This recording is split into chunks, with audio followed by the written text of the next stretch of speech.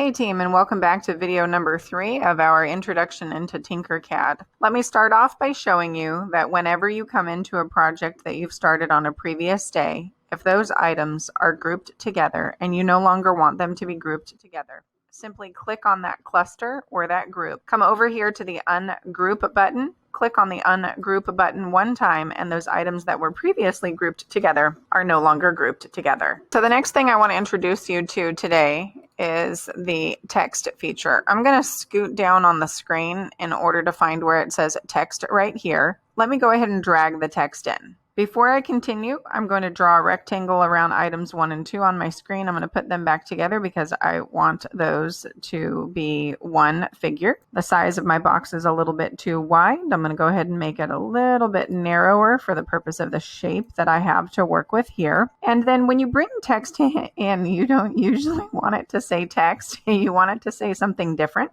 So when you select that item, you'll notice this box right here that allows you to make some changes. And you can click right in here where the box says text. You can use the backspace button in order to take those letters out. I'm pretending that I'm Lexi. I'm a student and my name's Lexi, so I'm just going to use Lexi. I'm going to choose all lowercase letters as a design feature. Immediately under the text box, you have font choices. At this time, we only have 4 font choices to choose from. So when you click through each of those items, it shows you the different letter styles that are available to you. In addition to that, you also have height, bevel, and segments. So the height indicates how high the letters are. You can achieve that goal more than one way. You can use the white box located here in order to make the height of those letters change. In addition to that, you also have the bevel feature.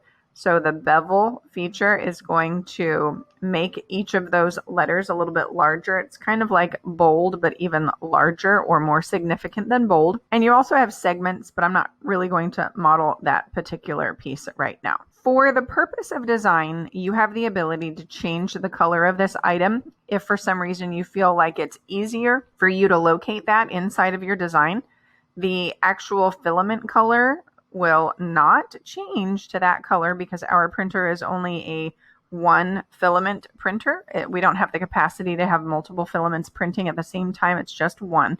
But in order for you to navigate this specific design, if you want to offset one item with a different color, if it's easier for you to navigate, then go right ahead and do that. When you're working on your project, if you ever elevate something off of the workspace and you want it to drop down to the workspace as quickly as possible, you can just touch the letter D on your keyboard for down or D for drop, and it will drop that item onto the workspace for you. Right now, I'm going to model the rotational features so that you understand how to rotate the name so that it faces the direction that is helpful for you. I'm going to click one time on Lexi, and when I click one time on Lexi, we're going to see 3 different sets of arrows. The arrow right here that is closest to me, the arrow set that's farthest away from me, and the arrow set that's all the way over here on the right. There's an inner ring and an outer ring. They jump by different measurements.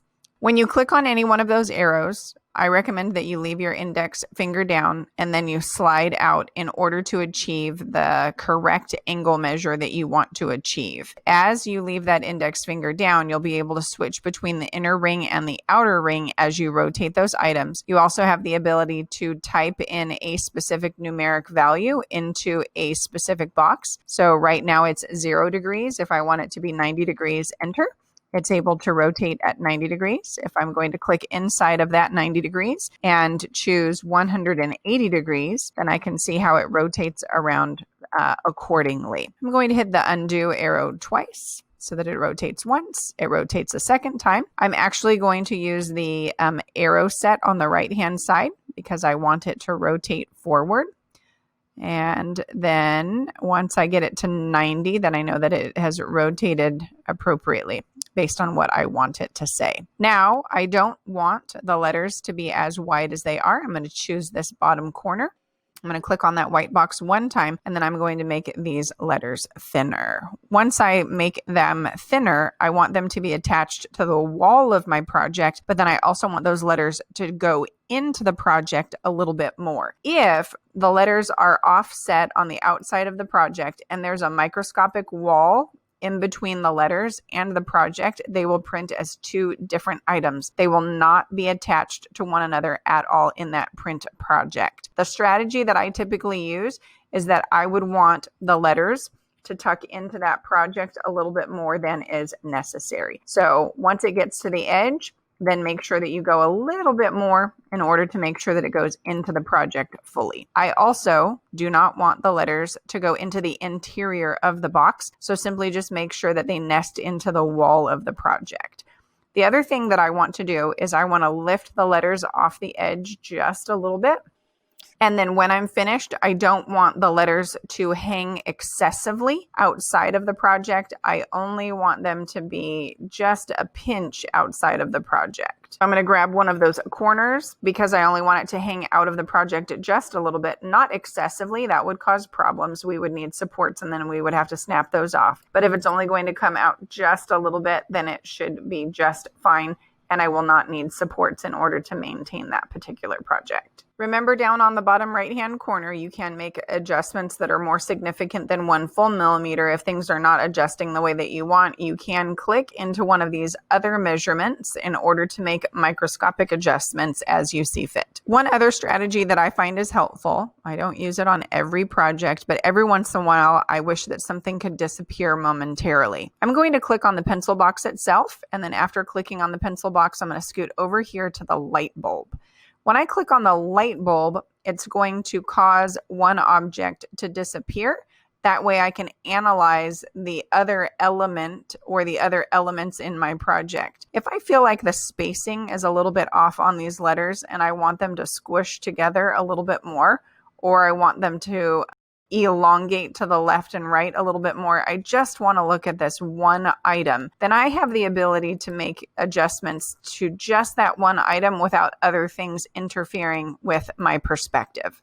I definitely want the box to reappear. So when I scoot right up here to the light bulb and I click on the light bulb one more time, then whatever item I have requested to disappear, it will now come back and I see those two pieces together. I will say this, the rotational features that you find in order to rotate an object, that was one of the most complicated things for me to figure out when I was learning how to adjust things at the very beginning. Although I make it look simple, and I have the ability to make edits inside video software, I do want you to know that it was clumsy and it was messy for me to figure out how to use these features. So if you're somewhat frustrated, slightly disappointed, if things aren't going the way that you want it to, and you get frustrated a little bit, take a deep breath, walk away from your project if you need to, come back later.